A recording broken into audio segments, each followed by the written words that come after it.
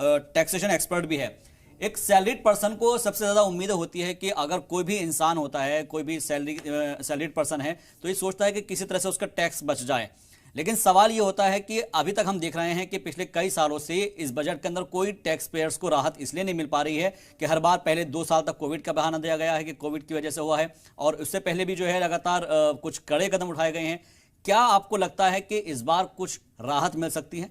देखिए, बिल्कुल उम्मीद है, पर संभावना कम है। अब जैसे कि आपने बताया कि जो सैलरीड हैं, सैलरीड लोगों के लिए सबसे बड़ा एक जो बजट के ऊपर उनकी नज़र रहेगी कि जो डेली एसेंशियल सर्विसेज हैं,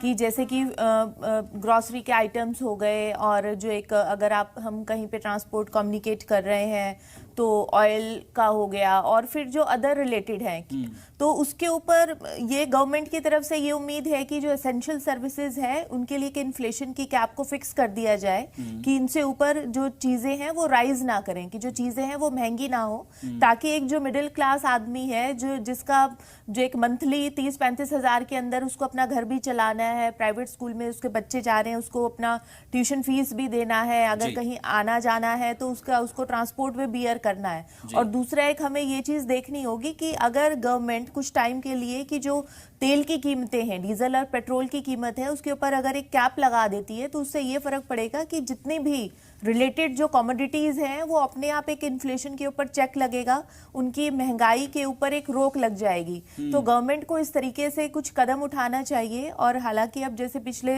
2-2.5 साल कोविड का जो रहा, उसकी वजह से जो इकोनॉमी के ऊपर बहुत ही नेगेटिव प्रभाव पड़ा, और खासकर आम जन पे। देखिए, सरकार 80 करोड़ लोगों को फ्री में राशन बांट रही है, पिछले काफी साल से बांट रही है। हायर क्लास के लिए है कि भाई ठीक है कि आप कॉर्पोरेट्स में है, एक जो 0.5% जो क्रीम हायर कॉर्पोरेट्स हैं, उनको उस चीज से कोई फर्क नहीं पड़ता, पर जो सबसे ज्यादा जिन्हें फर्क पड़ता है वो है मिडिल क्लास। कोविड के टाइम में भी मिडिल क्लास को सरकार की तरफ से कोई बेनिफिट नहीं मिला, बजाय इसके कि उनको अगर कोई एमएसएमई का स्मॉल स्केल वाला कोई बिजनेसमैन है, तो उससे सरकार ने ये कह दिया कि ठीक है, हम आपको 2 लाख से लेकर के 10 लाख तक का एडिशनल ब्याज दे देंगे, कुछ टाइम के लिए आपको इंटरेस्ट नहीं देना पड़ेगा। पर कहीं पे भी उसको ऐसा नहीं हुआ कि उसको फ्री में ग्रोसरी मिल रही है, फ्री में अनाज मिल रहा है। ये बहुत इंपॉर्टेंट इशू है, इसको मैं आगे डिस्कस। बिल्कुल, देखिए, जैसे आपने कहा कि दूसरे शहरों में जाकर के जो रोजगार देख रहे हैं, तो अगर हम इसकी रूट में जाएं तो हम देखेंगे कि भाई जो हमारे नेटिव प्लेसेस हैं, मेजॉरिटी ऑफ यूथ जो है वो अपने नेटिव प्लेसेस से पलायन करता है, वहाँ से माइग्रेट होकर के बड़े शहरों में जाता है।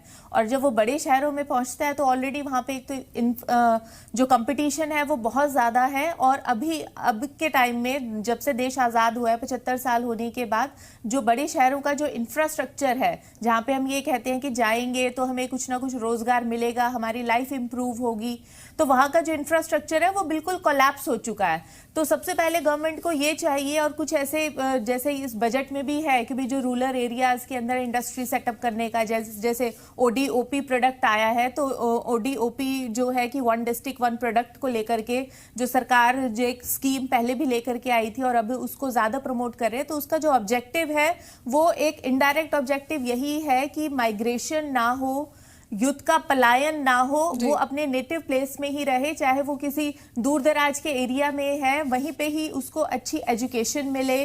अच्छी उसको रोजगार मिले, वहां पे इंडस्ट्री जाए। और एक जो सबसे बड़ी जो कोशिश जो मुझे लगा है कि बजट में की गई है, वो एजुकेशन, एम्प्लॉयमेंट और इंडस्ट्री को कनेक्ट करने की कोशिश की गई है, जो कि बहुत एक सराहनीय कदम है और जिसके जो परिणाम हमें आगे फ्यूचर में देखने को मिलेंगे। बिल्कुल।